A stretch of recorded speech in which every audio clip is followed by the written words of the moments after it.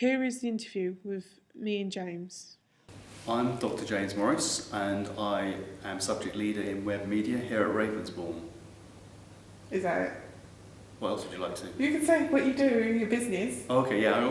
I also run my own business, primarily doing video for the internet. The internet is actually our greatest opportunity to legislate. It seems like it isn't because of all the piracy and just free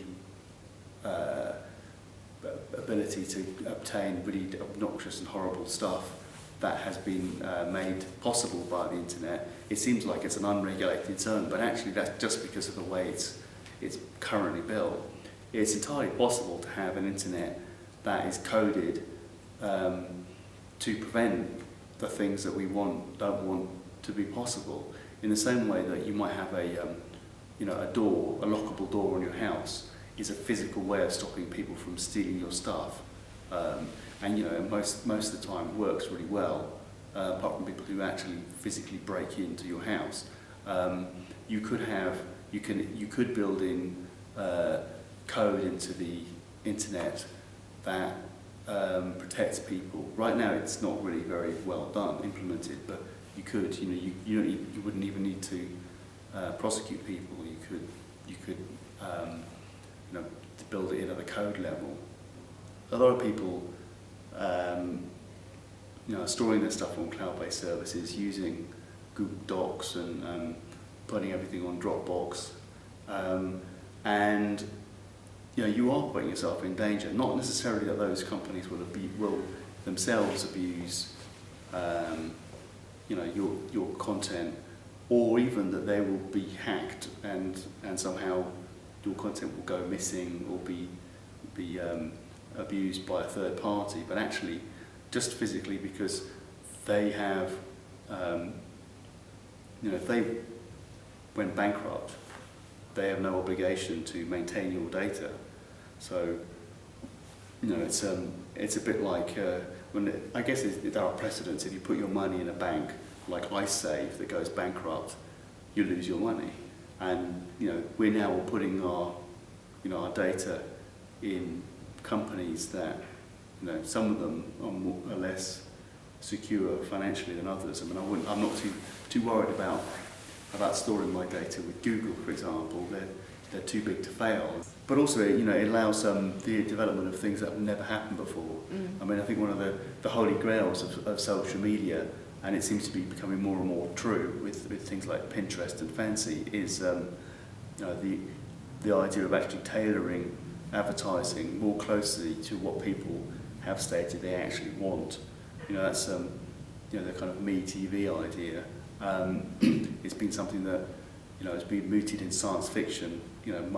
Minority Report with banner ads that actually changed and focused on the person walking past them. These are fast becoming a reality. Well, yeah, it is potentially unsafe, which is why you don't make it your own. Like I say, you don't make it your only place that you put those things. I mean, that's probably that was why the web was made, wasn't it? So, because in the Cold War, was it? Yeah, absolutely. So if one way was messed up, take another way. Yeah, exactly. Yeah, it's designed to be robust in the case of nuclear war, and it's still fulfilling different versions, but that basic. Yeah, pornographic. Yeah, so pictures. now your porn is very robust. Yeah. Wherever you are in the world, except for maybe China, actually no, probably including China actually, your porn is safe.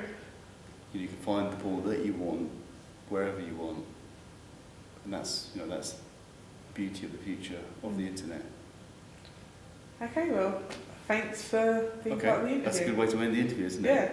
On an upbeat, positive note like that. Yeah. Look, the web isn't that bad. For porn. Yeah. As you can see, we spoke about a great many of things. There were some things that he said which popped out to me.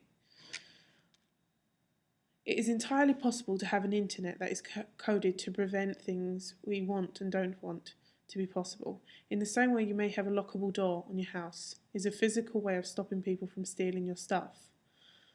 I mean, I wouldn't say I disagree with this or agree with this statement. However, to generalise the internet seems rather unlikely. I believe the internet is far too robust to be coded to prevent people from snatching your stuff or to stop everything that people don't want.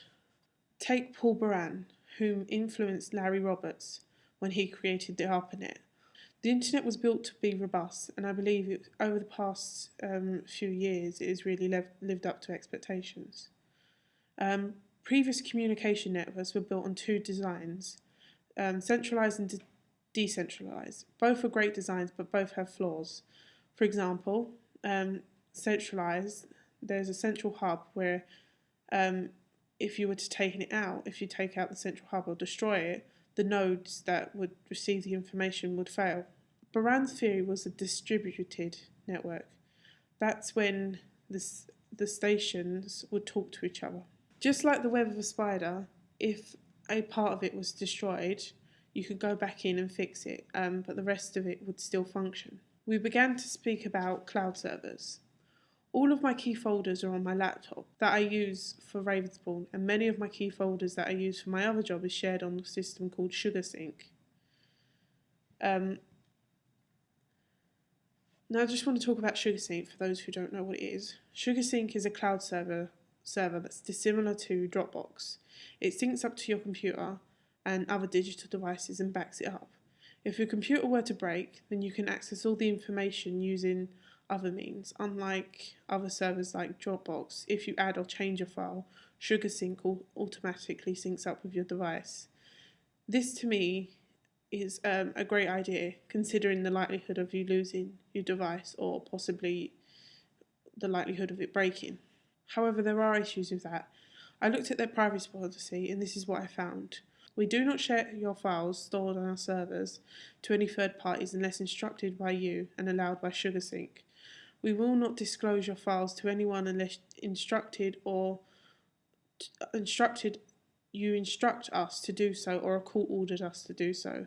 Your files are not considered personal information. SugarSync does not sell or rent personal information to third parties, except that your personal information may be disclosed to third parties. Maybe I have looked at this in the wrong way, but there seems a lot of padding around that. It can sort of be read into two different ways, in my opinion. You can quite easily say to someone, I want this company to view my information, and then they would have to go in and SugarSync will have to go in and say, yes, that's fine. But because they use and allowed by SugarSync as opposed to then allowed by SugarSync, it makes me wonder if they mean that they can allow someone else, a third party, to come in and use our data. I don't know, maybe I'm reading it wrong. With that being said, I quite often see that on most privacy policies. Maybe I'm just reading it wrong. But this brings me to Dropbox. Dropbox a few months back were hacked into and the details of users were stolen. They're sure that Dropbox is safe now, but are they? They may have made it more difficult for third parties to illegally access our data, but they still can. One of the Dropbox's greatest appeals was they encrypt your files so they cannot see what you're storing online. However, according to this article I found by Uber Gizmo, this is not the case. Dropbox is one of the most used cloud services online. According to Uber Gizmo, they had promised to keep users' files encrypted to ensure their servers on their servers. Apparently, Dropbox can in fact access your data, uploaded to their servers, meaning that the data you're willingly posting online using their service can be duplicated, taken or removed, or even given away. As it only takes a rogue employee to really take your stuff, it's a service that has its uses. If you keep your important files off of it, you should be safe. James and I had spoke about a lot about cloud servers, about the web, but I want to know a little bit more about social media.